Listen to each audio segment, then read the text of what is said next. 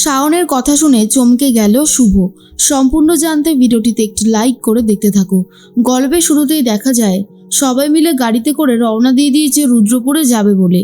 এর মাঝখানে শাওন তো খুবই খুশি, কারণ সে তার বাবার গাড়িতে করে বাবার পাশে বসে যাবে রুদ্রপুরে। কিন্তু বীরুবাবু সামনের সিটে বসে পড়ায় শাওনের এই স্বপ্নটা আর পূরণ হয় না।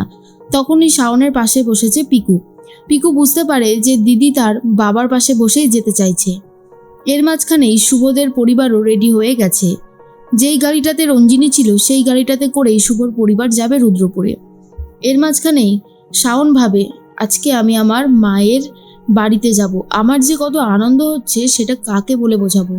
আমার তো ভীষণই আনন্দ হচ্ছে। মনে মনে একটা শুধু কথা ভাবছি যে কতক্ষণে রাস্তাটা ফুরোবে। এর মধ্যেই দেখা যায় শুভ ভাবে আজকে ম্যাডামের জীবনে অনেক বড় একটা স্বপ্ন পূরণ হচ্ছে, আর এই স্বপ্ন পূরণটা যেন ভালো ভালো করেই কাটে। এর মাঝখানে দেখা যায় হঠাৎ করে পিকু রাস্তায় বমি করতে থাকে। তখনই বীরুবাবু বলে, পিকু তুই ঠিক আছিস তো? পিকু তখন বলে, কিছু মনে না করলে আমি যদি সামনের সিটে বসি তাহলে কি খুব অসুবিধা হবে?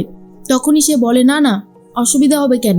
শাওন বুঝতে পারে পিকু ইচ্ছে করে সরে গিয়ে বাবার পাশে বসার সুযোগটা শাওনকে করে দিল। এরপর তো সবাই মিলে গল্প করতে করতে রওনা দিয়ে দেয়। এর মাঝখানে রঞ্জিনী ভাবে, আমাকে রীতিমতো শুভদের পরিবারের সাথে যেতে হচ্ছে। এটা যে কত বাজে একটা ব্যাপার, জাস্ট ইরিটেটিং লাগছে। এর মাঝখানে রাস্তায় গাড়ি দাঁড় করিয়েছে। তখনই শুভর মা বলে, যদি কিছু মনে না করেন আমি সবার জন্য একটু রান্নাবান্না করে নিয়ে এসেছি।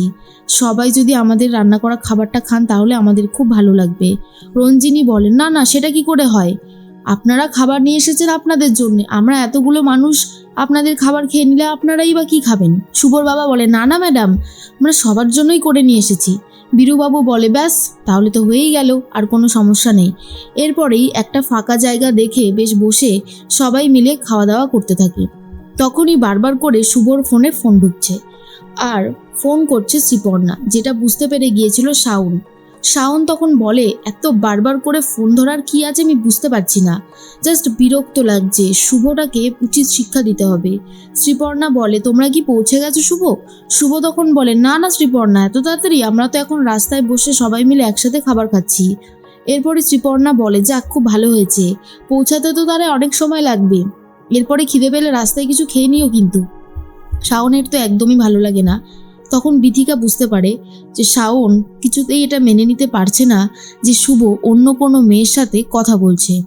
তারপরেই শাওন ভাবে, শুভ তুমি কাজটা মোটেই ঠিক করছো না, যা শুরু করেছো সেটা আর মেনে নেওয়া যাচ্ছে না।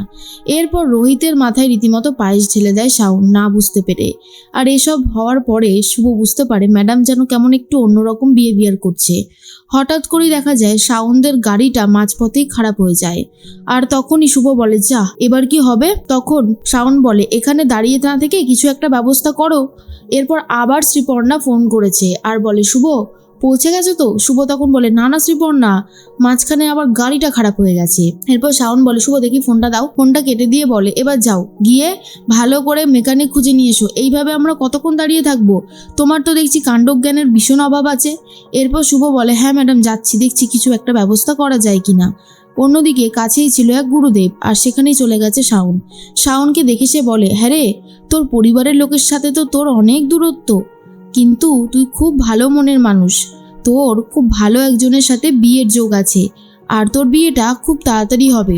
শাওন তো শুনেই অবাক হয়ে যায় আর বলে, কি বলছেন কি? বিয়ে? আমি তো এখন বিয়ে করব না। গুরুদেব বলে, আরে জন্ম মৃত্যু বিয়ে তিন বিধাতা নিয়ে, তুই জানিস না? খুব শিগগিরই তোর বিয়ের যোগ আছে। তোর যে পাত্র তোকে বিয়ে করবে তোকে খুব ভালোবাসবে, যত্নে আগলে রাখবে। এরপরই শুভর চোখটা যেন ভেসে উঠেছিল শাওনের চোখে, আর মাঝে মধ্যে এটা ভাবতে থাকে যে সত্যি কি তার শুভর সাথে বিয়ে হবে। এর মাঝখানেই শুভ তো চলে এসেছে আর বলে, ম্যাডাম চলুন, আমাদের গাড়ি ঠিক হয়ে গেছে। এরপর গাড়িতে করে সবাই মিলে রুদ্রপুরে রওনা দেয়। রুদ্রপুরে পৌঁছাতেই সবাইকে রীতিমতো বরণ করে নেয় নীলরতনবাবু আর বলে, শাওন মা আসেনি? শাওন মাকে তো দেখছি না। বলতে বলতে শাওন চলে এসেছে, আর শাওনকে দেখার পর তো সবাই খুবই খুশি হয়ে যায় আর বলে, এই তো আমাদের নন্দিতার মেয়ে। সবাই শাওনকে খুবই আপন করে নেয়, যা দেখার পর শাওনের খুব ভালো লাগে। রঞ্জিনী আর এসব বাড়াবাড়িগুলোকে মেনে নিতে পারছে না আর বলে, কবে যে এখান থেকে যাব, জাস্ট ভালো লাগছে না। এরপর শাওন বলে, আমার দিদুন কোথায়? তাকে তো দেখছি না। শাওন তার দিদুনের সাথে প্রথমবার মিট করে, আর প্রথমবার মিট করেই শাওন খুবই খুশি হয়ে যায়।